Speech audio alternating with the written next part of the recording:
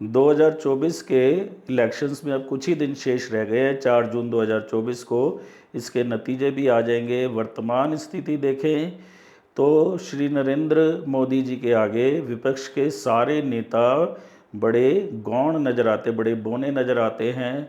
ऐसा लगता ही नहीं कि नरेंद्र मोदी जी से कोई मुकाबला करने में सक्षम हैं। आज हम कुंडली के माध्यम से जानने की कोशिश करेंगे कि नरेंद्र मोदी जी की कुंडली में ऐसे कौन से योग बन रहे हैं जिससे वो इतने पॉपुलर हैं, इतने प्रभावशाली नेता हैं, और इस समय वर्तमान में विपक्ष का कोई भी नेता उनके आगे ठहर नहीं पा रहा। ऐसा लग ही नहीं रहा कि लड़ाई होगी, क्योंकि अब तो विपक्षी भी मानते हैं, वो ये तो कहते हैं कि 400 पार नहीं होगा, लेकिन कोई भी विपक्षी दल ये कहने में इस समय सक्षम नहीं है कि वे सरकार बनाएंगे। इंडिया गठबंधन दल के नेता ये दावा भी नहीं पेश कर पा रहे कि इस समय उनकी सरकार बनेगी। नमस्कार मित्रों, मैं आचार्य मुकेश गुप्ता ज्योतिष मंत्र चैनल पर आप सभी दर्शकों का हार्दिक स्वागत करता हूं। मित्रों, यदि अभी तक आपने हमारा चैनल सब्सक्राइब नहीं किया तो चैनल को सब्सक्राइब करें और बेल आइकॉन को प्रेस करना ना भूलें, जिससे आपके पास लेटेस्ट वीडियो की जानकारी आती रहे। सबसे पहले हम नरेंद्र मोदी जी के लगन और लग्नेश के ऊपर चर्चा करेंगे। नरेंद्र भाई मोदी की जो लगन में वृश्चिक राशि है, लगन में वृश्चिक राशि है और इसका स्वामी कौन होता है? मंगल।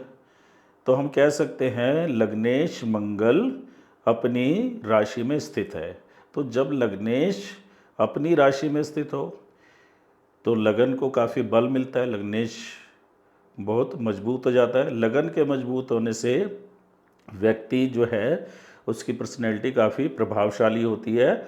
और लग्नेश है कौन? मंगल। तो जब मंगल लगन का स्वामी हो के लगन में हो तो ऐसा व्यक्ति बहुत प्रभावशाली होता है, काफ़ी ऊर्जावान होता है, बहुत देर तक बिना थके कार्य करने में सक्षम होता है। हम सभी जानते हैं कि नरेंद्र मोदी जी 3.5 घंटे या 3 घंटे ही सोते हैं, बाकी सारे टाइम वो काम में लगे रहते हैं। तो ये ऊर्जा उनको कहाँ से मिलती है? लग्नेश मंगल के लगन में होने से। तो यहाँ लगन बहुत प्रभावी है। और लगन में दूसरा ग्रह है चंद्रमा। आप देख पा रहे हैं 9वें भाव में कर्क राशि है जिसका स्वामी चंद्रमा लगन में है। तो नवमेश चंद्रमा लगन में है। चंद्रमा लगन में वृश्चिक राशि में है। वृश्चिक राशि में चंद्रमा नीच का होता है, लेकिन इसका नीच भंग राजयोग बन रहा है, क्योंकि चंद्रमा जिस राशि में है उसका स्वामी मंगल, चंद्रमा जिस नीच राशि वृश्चिक में है तो मंगल भी वहीं स्थित होने से इसका नीच भंग राजयोग बन रहा है। ये एक और भी राजयोग बना रहा है। लगन में जो चंद्रमा और मंगल की युति है ये एक राजयोग भी है, क्योंकि लगन को हम त्रिकोण और केंद्र दोनों रूप में स्वीकार कर सकते हैं। तो यहाँ लगन को हम केंद्र के रूप में लेते हैं तो लग्नेश मंगल लगन में है। नवमेश को हम त्रिकोण लेंगे, त्रिकोण के स्वामी चंद्रमा के साथ। नवम त्रिकोण सबसे बली त्रिकोण होता है।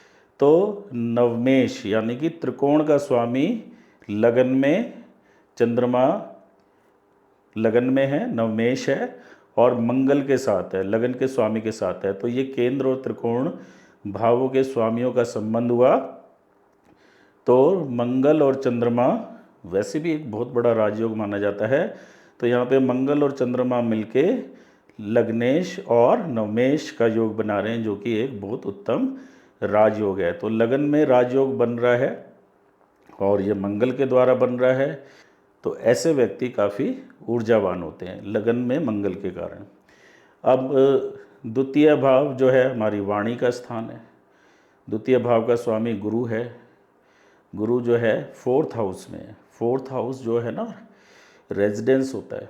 एक राजनेता की कुंडली में 4th हाउस पार्लियामेंट, अगर वो एमपी है, एमएलए है तो विधानसभा को दर्शाता है।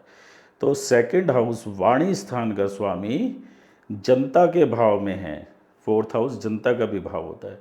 तो वाणी स्थान का स्वामी गुरु, द्वितीय भाव में धनु राशि है जिसका स्वामी गुरु 4थे घर में है। 4था घर पार्लियामेंट का भी होता है, जनता का भी होता है। तो ये अपनी वाणी द्वारा जनता में काफ़ी प्रभाव रखते हैं। इनकी वाणी बड़ी ओजस्वी है, लोग इन्हें बहुत दूर दूर से सुनने आते हैं और ये अपनी वाणी से जनता पे ऐसा असर छोड़ते हैं कि लोग इनकी बात में विश्वास करते हैं। आजकल तो मोदी की गारंटी शब्द बहुत चल रहा है। तो ये संभव हो पा रहा है वाणी स्थान के स्वामी गुरु के जनता के भाव में और पार्लियामेंट के भाव में स्थित होने के कारण। गुरु पांचवें घर का भी लॉर्ड है। पांचवें घर का लॉर्ड होने से गुरु जो है इनके मंत्री पद, फिफ्थ को हम मंत्री पद भी कहते हैं, और फिफ्थ हाउस जो है इंटेलिजेंस का भी हाउस होता है, पूर्व पुण्य का भी हाउस होता है।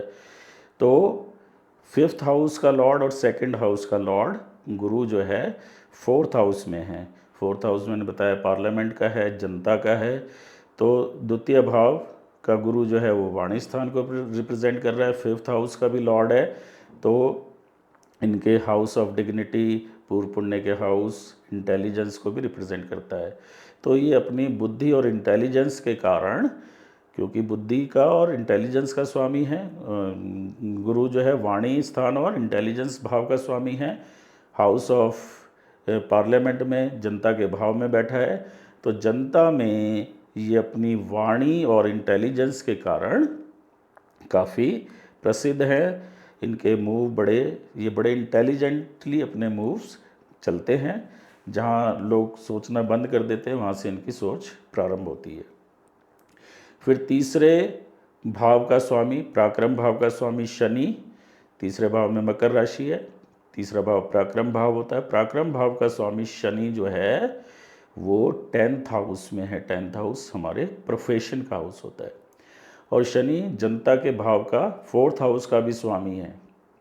4th हाउस में आप देख पा रहे कुंभ राशि है, कुंभ राशि का स्वामी शनि होता है।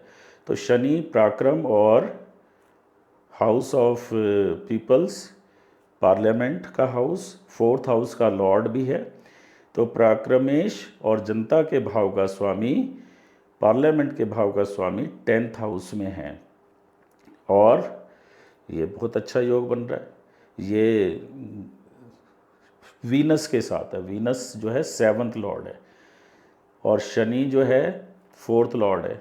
तो 10th हाउस में 4th लॉर्ड और 7th लॉर्ड का कॉम्बिनेशन बन रहा है। वीनस और सैटर्न का कॉम्बिनेशन, शनि और शुक्र का संबंध अपने आप में एक राजयोग कारक संबंध माना गया है और इस पे गुरु की दृष्टि है। तो 10th हाउस पे बहुत अच्छा प्रभाव आ रहा है। 10th हाउस में शनि है, पराक्रम और जनता के भाव का स्वामी, और शुक्र है जिस पे वाणी और इंटेलिजेंस भाव के स्वामी गुरु की दृष्टि है। तो गुरु और शनि में संबंध बना। गुरु जो है त्रिकोण का स्वामी है, पंचम भाव का स्वामी, शनि केंद्र का स्वामी है। तो गुरु और शनि का योग एक राजयोग बना। गुरु और शुक्र में भी दृष्टि संबंध है। गुरु को शुक्र देख रहा है, शुक्र को गुरु देख रहा है। शुक्र 7वें भाव का केंद्र भाव का स्वामी है, गुरु पंचम भाव का त्रिकोण भाव का स्वामी है। तो यहाँ पे कई प्रकार के राजयोग बन रहे हैं। गुरु शनि एक राजयोग बना रहा है, गुरु शुक्र से एक राजयोग बन रहा है, शनि शुक्र अपने आप में एक राजयोग है, लगन में एक राजयोग है चंद्रमा मंगल का। तो इस कुंडली में केंद्र में कई प्रकार के बड़े सुदृढ़ राजयोग बन रहे हैं। अब 10th हाउस जो है ना हमारा कर्म स्थान का मुख्य भाव होता है। 10th हाउस में एक तो पॉलिटिकल राशि है, लियो साइन है। लियो राज सत्ता की राशि है। लियो का स्वामी सूर्य होता है ना। तो 10th हाउस का स्वामी सूर्य अपने आप में एक पॉलिटिकल ग्रह है और वहाँ पे शनि बैठा हुआ है। जब भी शनि सूर्य की राशि में होता है तो ऐसे व्यक्ति जो है का संबंध सरकार से बन ही जाता है और उस पर गुरु की दृष्टि है, शुक्र के साथ है शनि। और 10th हाउस का लॉर्ड सूर्य बुध के साथ लाभ स्थान में बैठा है। कर्म स्थान का स्वामी लाभ स्थान में, लाभ स्थान के स्वामी बुध के साथ बैठा है। तो सूर्य और बुध का लाभ स्थान में होना एक बुध आदित्य योग बना रहा है लाभ स्थान में। तो लाभ स्थान के स्वामी और कर्म स्थान के स्वामी सूर्य की, जो सूर्य और बुध की युति कौन सी युति है? बुध यहाँ पे लाभ स्थान का स्वामी है, सूर्य कर्म स्थान का स्वामी है। तो कर्म स्थान के स्वामी, दशम के स्वामी और एकादश भाव के स्वामी सूर्य और बुध की लाभ स्थान में युति एक बहुत अच्छी युति बन रही है। और ये यहाँ पे केतु भी विराजमान है 11th हाउस में। तो कहा जाता है सभी ग्रह अच्छा फल देते हैं और राहु केतु यहाँ विशेष फलदायक हो जाते हैं। तो जब भी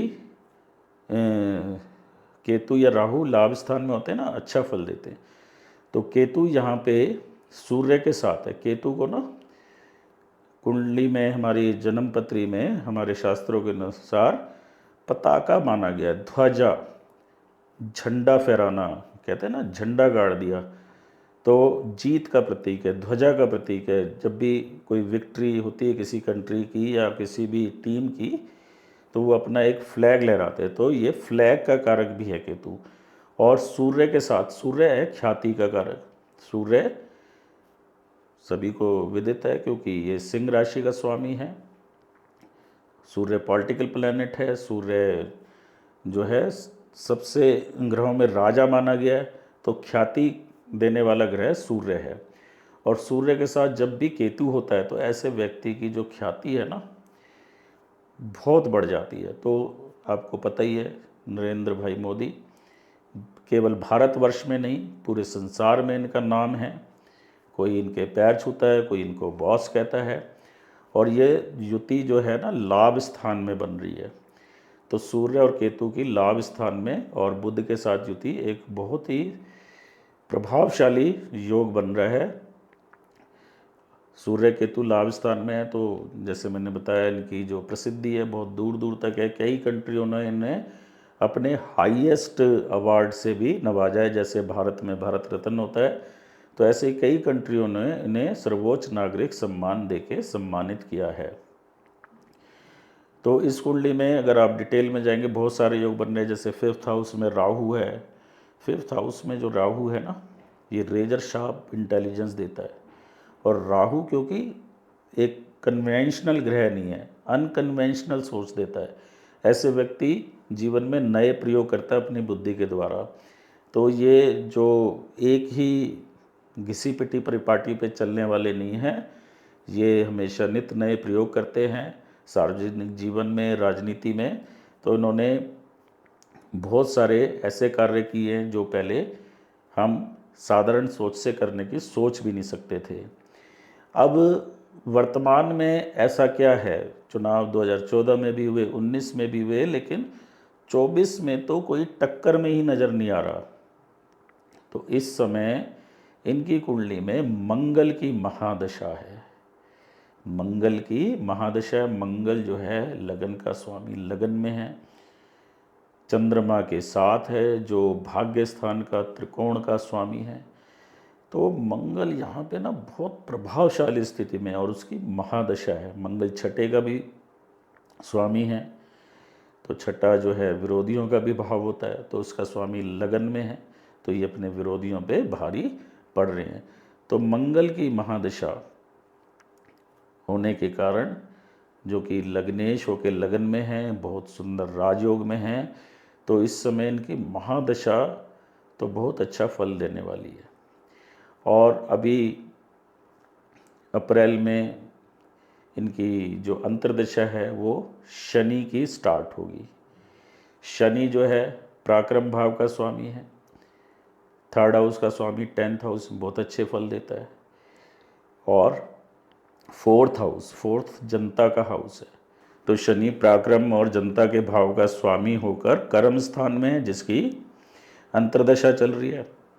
इस पे गुरु की दृष्टि है, जैसे हमने डिस्कस किया था। तो शनि के फल में और बढ़ोतरी होगी। शनि शुक्र के साथ है, इसका नैसर्गिक मित्र है। शनि और शुक्र में बहुत ही प्रगाढ़ संबंध होता है, बहुत अच्छी मित्रता होती है। तो शनि 10th हाउस में शुक्र के साथ होने से और जुपिटर से दृष्टि में होने के कारण बहुत अच्छे फल दे रहा है। और शनि खुद एक जो है ना प्लैनेट ऑफ मासेस है। ये हमारे जो बैकवर्ड सोसाइटी कह लो, डाउन ट्रोडन पीपल कह लो, दलित कह लो, आदिवासी कह लो, उनको भी रिप्रेजेंट करता है। और इसकी जो दृष्टि है 4th हाउस पे है, जो कि जनता का भाव है। तो ये आदिवासी समाज में, ओबीसी समाज में, जो डाउन ट्रोडन समाज है उसमें शनि के कारण ये काफ़ी पॉपुलर है। तो इनका वोट परसेंटेज वहाँ पे बड़ा हाई रहता है। और 4th हाउस में जुपिटर जो बैठा है वो शनि को देख रहा है। जुपिटर प्लैनेट ऑफ एक्सपेंशन भी माना जाता है। तो ये इनका जो है राजनीतिक विस्तार काफ़ी बढ़ चुका है, होते ही जा रहा है। तो मंगल की महादशा जो लगन में बड़े अच्छे राजयोग में है, शनि की अंतर्दशा, शनि भी कई प्रकार के राजयोग बना रहा है। इसके कारण वर्तमान में कोई भी पार्टी इनके आगे टिक ही नहीं सकती, कोई भी नेता इनके आगे टिक नहीं पा रहा। बड़ी बड़ी पार्टियों में काफ़ी लोगों ने तो चुनाव लड़ने से ही मना कर दिया है। जो परंपरागत सीटें होती थी किसी पार्टी की, मैं पार्टी का नाम नहीं ले रहा, वहाँ पे वो अपने उम्मीदवार ही तय नहीं कर पा रहे। और 11वें स्थान में आपने देखा ही है, सूर्य केतु बुध, सूर्य बुध बुधादित्य योग बहुत अच्छा योग है। और सूर्य केतु का जो संबंध है लाभ स्थान में, ये बहुत ही प्रसिद्धि देने वाला संबंध है, क्योंकि सूर्य जो है वो व्यक्ति का मान सम्मान बताता है, केतु जो है पताका है, ध्वजा है। तो ऐसे व्यक्ति का जो है ना चर्चा और झंडा कहते हैं सब जगह लहराता है। तो इनकी जो प्रसिद्धि है देश में नहीं विदेशों में भी काफ़ी है। और अभी समय बहुत बलवान है। इस समय मंगल की महादशा, शनि की अंतर्दशा। मंगल जो है ऊर्जा का कारक है। इस समय आप देखेंगे ये ऊर्जा से भरे हुए नज़र आते हैं, कभी थकते नहीं हैं इतना। ये अपना जो प्रधानमंत्री का कार्य भी करते हैं, रैलियां भी कर लेते हैं, विदेश यात्राएं भी कर लेते हैं, कठिन से कठिन व्रत भी कर लेते हैं, उसके बाद भी इनके चेहरे पे कभी थकावट नहीं है नज़र आती। ये लगन में मंगल की स्थिति के कारण है। तो मित्रों अभी लगता नहीं है कि वर्तमान में इनका कोई विकल्प है। अभी तो यही प्रधानमंत्री रहेंगे। शनि के बाद फिर बुध की अंतर्दशा आएगी, बुध भी लाभ स्थान में है। तो जो लोग ऐसे कयास लगा रहे हैं कि ये शायद 2027 में, ऐसी भी चर्चा चल रही है, क्या मोदी जी योगी को कमान सौंप के 2027 में राजनीति से संन्यास ले लेंगे। अभी ऐसा नहीं है, क्योंकि शनि के बाद बुध की अंतर्दशा आएगी, फिर केतु की अंतर्दशा आएगी। तो अभी तो संभव ही नहीं है। 2029 तक ये प्रधानमंत्री रहेंगे, अपना पूरा टेन्योर पूरा करेंगे और देश को काफ़ी ऊंचाई पे ले जाएंगे, क्योंकि 5th हाउस में राहु है जो इन्हें अलग तरीके से सोचने की शक्ति देता है। प्लानिंग बहुत बढ़िया करते हैं ये। तो इनके जो कुंडली में लगन में और केंद्र में जो राजयोग बन रहे हैं, 11वें स्थान में प्रसिद्धि का योग बन रहा है, पंचम में राहु जो है इन्हें रेजर शार्प इंटेलिजेंस देता है, और वर्तमान महादशा मंगल की, अंतर्दशा शनि की, ये बहुत ही बढ़िया समय है इनके लिए। तो अभी तो दूर दूर तक कोई आशा नहीं है कि इन्हें कोई हरा पाएगा। अब 400 पार होंगे या नहीं होंगे, इसका कोई शास्त्रों में सीट्स निकालने का कोई फार्मूला मेरे हाथ लगा नहीं है। अगर मेरे पास ऐसा कोई फार्मूला होता तो मैं आपको ज़रूर बताता। हाँ, लेकिन बहुत कंफर्टेबल तरीके से ये जीत जाएंगे। तो सरकार तो मोदी की ही बनेगी। तो मित्रों आशा करता हूँ आपको ये वीडियो पसंद आया होगा। अगर आपको ये वीडियो पसंद आया है तो इसे लाइक और शेयर करें। और यदि अभी तक आपने हमारे चैनल को सब्सक्राइब नहीं किया तो चैनल को सब्सक्राइब करें और बेल आइकॉन को प्रेस करना ना भूलें, जिससे आपके पास लेटेस्ट वीडियो की जानकारी आती रहे। आपका दिन शुभ हो। फिर मिलेंगे किसी और विषय पर चर्चा के लिए। तब तक के लिए मैं आज्ञा दीजिए। धन्यवाद।